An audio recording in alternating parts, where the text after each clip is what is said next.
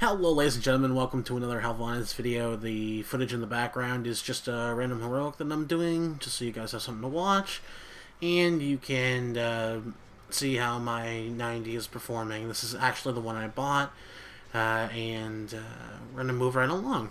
So what we're going to talk about today is the instant 90 that we've gotten from our pre-purchase of Warlords of Draenor. And what that basically is saying to us right now is that Warlords of Draenor, if you purchase it, you are guaranteed to have at least one other tune 90 before the expansion pack comes out. So you can choose not to do that right now, you can choose to do it right away like I did, or you can choose to sit on it until the start of the expansion. So a lot of people have been doing this instant 90. And it's gotten me thinking, it's got me seeing a lot of the problems that are with the community when it comes to gear and such being the way it is. And I don't know if that was a black screen for you guys. It might. Anyway, I'm just going to watch it later. So basically, it brought up a couple red flags for me right on the spot for this instant 90, and what those spots are, in fact, is we have a lot of people who do not know what they're doing. So I can use a couple of examples a little later on, but first we're going to talk about what we get with this 90. So when you purchase this 90, or when you order the expansion pack, which gives you the 90, your character screen will have a menu on it, and it'll say boost to 90, and you can choose any of your characters to boost to 90. Now this is a one-time per buy expansion pack, unless you want to go buy the instant level 90 feature yourself, which is $60 US. And you know, not everybody has that laying around. I know I certainly don't, but I may want to use it in the future for maybe playing something like a priest, or maybe playing something that I've never, that I didn't think I could ever level, and probably will never level to the max level. That being said, that also opens up some things to say, like, so if I go to be a healer as a priest, let's say I buy a priest. What that effectively does is I do not know how to heal as a priest. I'm just trying to get by the skin of my teeth. I might look up a guide once or twice, but really I'm not going to reference it that much. And when we get to scenarios like that, if we times that by however many million people are doing this instant 90, we get some disturbing numbers pop up. So along with this, if you boost a character that is 60 plus, all of its professions will be boosted to 600. So this is the reason that I was able to get my jewel crafting on this guy. I would have never been able to level jewel crafting myself because it was just so painfully hard for me to keep focused on it. I got it to probably about 100 some, and that's when it starts to get hard because you got to get a lot of these other different materials for it, and those aren't quite as abundant, especially when you have no gold on a server. So I decided to use the character boost on this paladin, which was level 60 at the time, and I decided to boost him up, get his level 90, and he got his professions all boosted up to level 600.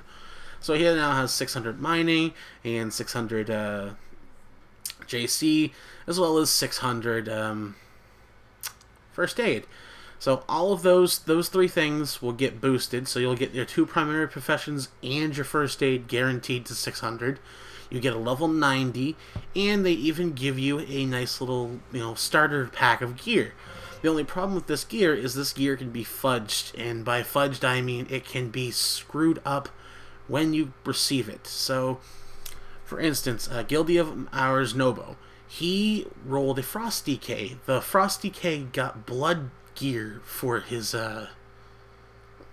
gear set when he leveled them up to 90 with the expansion pack.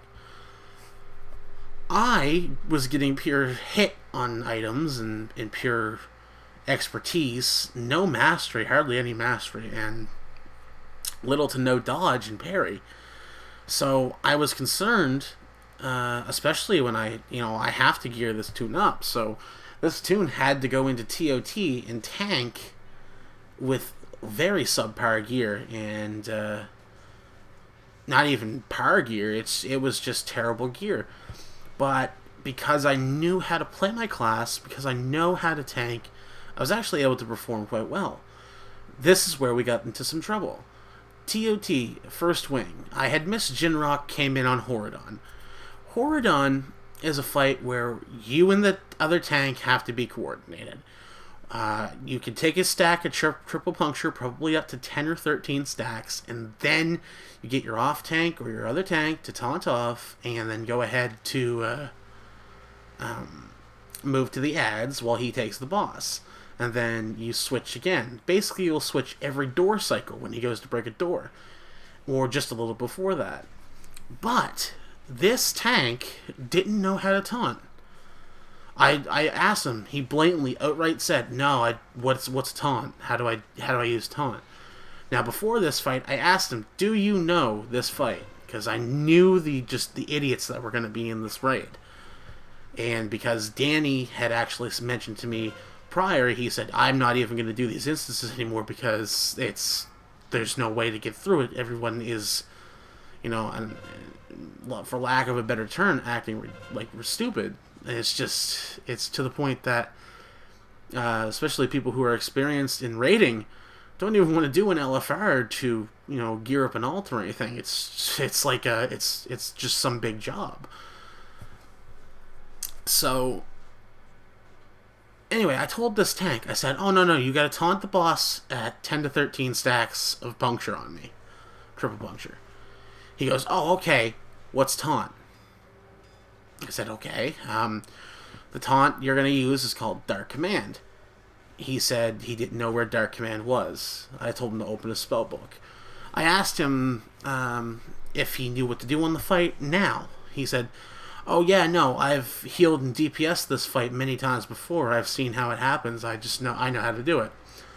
So when it came to the point where I had triple puncture on me, up to a stack of 15 at this point, so I was pushing the limits there. Stack of 15 in this gear that they give me, that's subpar, not even good quality gear. I was up to probably about 15 stacks when he pulled it off me. But that didn't last, because the second he pulled it off me, he got one shot. He just got flattened by Horadon. So he was rezzed. He got flattened again. He was rezzed another time. Got flattened again. So he's been dead now for 3 times in the span of 2 seconds. I had to solo tank the rest of the instance, or the rest of that fight, holding a Horadon, doing ads, pulling him to the door. Finally, we got one other, I think maybe it wasn't 2 times he was rezzed, but he was rezzed in a total of 2 times. He got rezzed a last and final time. Only then did he take hold of the War God for about 2 seconds, and then the War God smacked him in the face and proceeded to come over and hit me. So I single tanked the rest of the fight, pretty much just hoping that the healers knew their job, knew how to heal, kept me alive. I had to bubble to get the triple puncture off me. Triple puncture was going up to a stack of 21 plus. At that point, that was going to start one-shotting me. So I had to do something very quickly. And unfortunately, that meant me popping all my cooldowns, but the raid lived. And thank God for that, because I did not want to do that again. Afterwards, he proceeded to berate me. He said, "Why didn't you do the fight correctly?" I said, "What do you mean?" They said, "Oh, well, I've seen people, they taunt every 5 seconds. I said, "Every 5 seconds? That'd be way too much. We'd both have a huge amount of triple puncture stacks on us."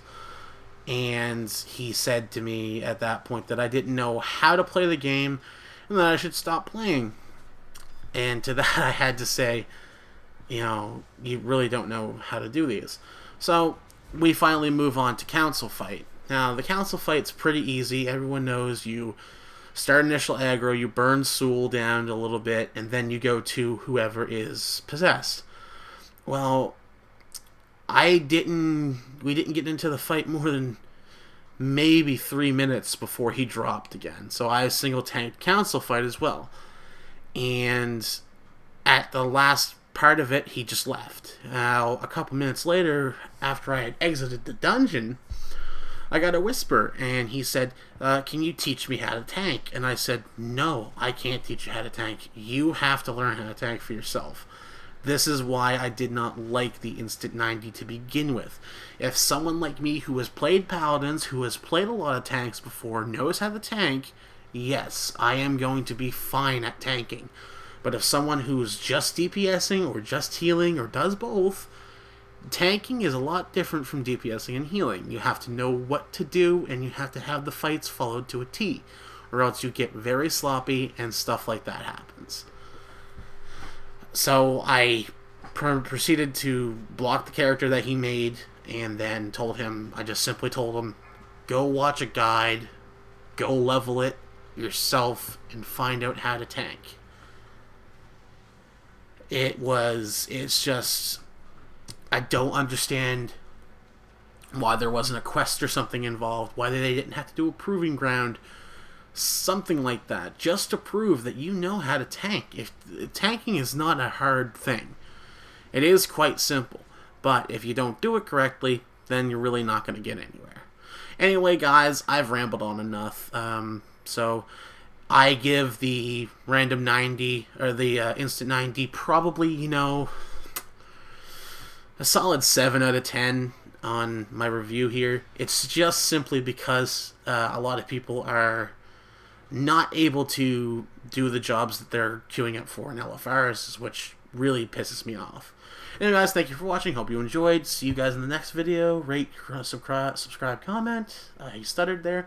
Rate, subscribe, comment. And if you want to, tell me what you thought of the video and your experiences. Peace out.